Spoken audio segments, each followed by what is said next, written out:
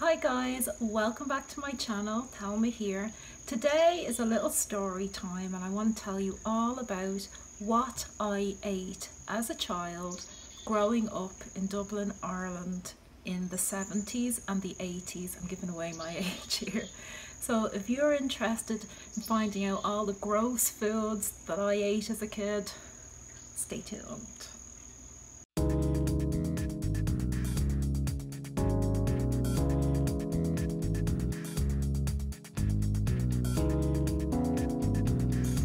Hi guys, Thelma here and welcome back to my channel.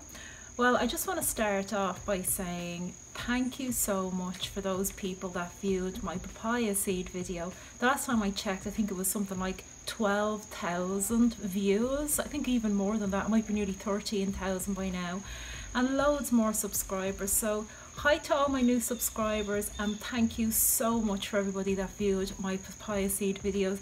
I had no idea that people were so interested in parasites and things like that, so thank you so much and I really appreciate it. So guys, as you may know from my other videos that I've been doing, I've been talking a lot about my transition and becoming a vegan, and what I've been trying to do is I've been trying to cut out all animal products from my diet. It hasn't always been the case though, and as many vegans and vegetarians may know, that most of us were brought up eating a standard, as you call over here, standard American diet, but I suppose I thought mine would be a standard Irish diet. So the things that I ate growing up, I was pretty much a typical Irish girl, apart from being of course half Nigerian. I don't look like a typical Irish girl, but what we ate in the house was a typical Irish fare. Now I lived with my granny and my granddad and my mum, of course. My dad wasn't in the picture, he was in Nigeria. And we also lived with my mum's two sisters, Auntie Sylvia and Auntie Carol. So what we ate, oh my gosh, we usually most meals it was meat and 2 veg. That was basically what we used to eat all the time. So if you didn't have meat in your dinner, then you basically didn't have a dinner. So usually you'd have a chop, like a pork chop, and some potatoes and some cabbage, or potatoes and peas or something like that. They were all different, weird Irish foods. We had one thing, it was called curly kale, and what that was that was okay. Actually, that was a pretty good one. That was a vegan dish when I think about it. It was potato, boiled potato and steamed kale, chopped up, and all of the kale put through the potatoes, and my granny always used to like to chop an onion through the potato to make it nice. So I actually liked that, but it was ruined of course by we had to have meat. So we'd usually have boiled minced meat, which I don't know, that was that was something that was like a delicacy. My granny used to put it in a pot, and she used to put it in a bowl and she'd steam it in hot water. She'd put the bowl into the water and steam it, and then it'd come out in a little dome like a Christmas pudding, if you know what that is. Yeah, so we'd have things like coddle. A coddle was basically sausages, rashers, which is bacon over here, and sausage rashers, potatoes and onions, put into a stew, like made into a stew, but using corn flour as a white stew. So you'd have this white, stewy, meaty dinner, and I actually really liked it when I was a kid. So they were just a few of the things that we'd eat generally, from day to day. But there was one thing that we used to eat, and it was called a fry, okay? And usually a fry, some families would have a fry every morning, but in my family we'd have a fry breakfast every weekend, like as a special occasion, and that would be called the standard English breakfast, and in Ireland it's called the Irish breakfast. So hang on, I tell you what this consists of. Stay tuned. Okay, so what did the fry consist of in my house? Okay, So what it would usually consist of would be a fried egg, a fried sausage, fried bacon, and we'd have fried blood sausage, like we'd call a pudding. We get white pudding and black pudding, okay? And black pudding is basically the blood from the pig that's clotted and made into a sausage and then cut up and fried, a blood sausage. That's what we used to eat, and we loved it. I used to put it on toast and everything. I absolutely loved it. And a lot of Irish people, you know, Irish expats, they always crave their pudding, and they'll go to, you know, UK stores, you know, that specialise in UK foods, and they'll try and get as much of it as they can. Also white pudding, I don't even know what the white pudding consisted of. I can't even imagine what it consists of, but I think it's all the bits and pieces of the pig, like ears and God knows what. And all of this, right guys, was fried in lard. And that actually included another thing called fried bread. We used to get the bread, like just your white, like standard white bread, and we used to put it in the pan. And I remember saying, "Oh, I'll make mine extra juicy," because I liked the oiliness of the lard, okay? So this is what I used to eat when I was a kid. Now, I think that, you know, a lot of people, you know, they're brought up, you know, culturally, it's very hard to let go of certain kinds of foods. But the stuff that I ate when I was a kid, I'm surprised I'm still alive today, to be honest with you. It's absolutely crazy.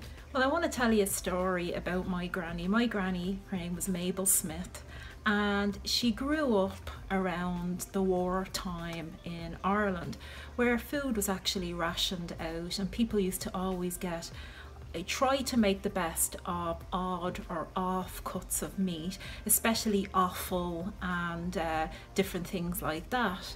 So to be honest with you guys, I wouldn't know when I come home from school, I wouldn't know what my granny would have in the pot boiling, okay?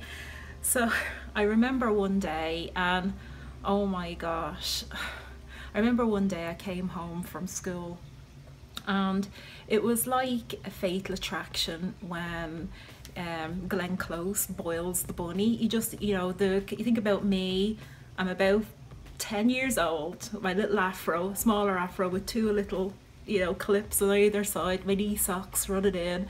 "Ooh, what's for dinner, Granny?" You know? So I walk towards the pot, and something is boiling, and I don't know what it is.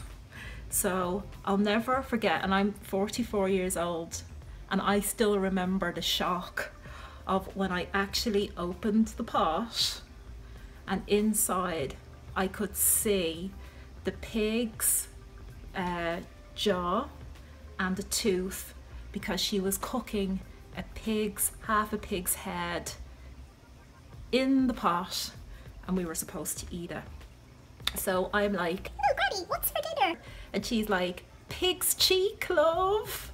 All excited because, you know, this is all nostalgic for her. She's eating stuff that she ate when she was a kid. And I'm like, ah! But to be honest with you, I think I ate a little bit of it. I was never afraid to try foods because I've always been, you know, naturally very adventurous. Another thing that my mum granny used to like to buy was a pig's foot. And I remember as well opening the pot and seeing the hoof in the pot, and like feeling like really freaked out. And she also liked a thing called tripe. I remember she actually made this tripe one time. Now tripe is like the furry, it's kind of like a bath mat. It's like, it seems like it's rubber, white rubbery thing, and what it actually is, it's the lining of a cow's stomach, okay?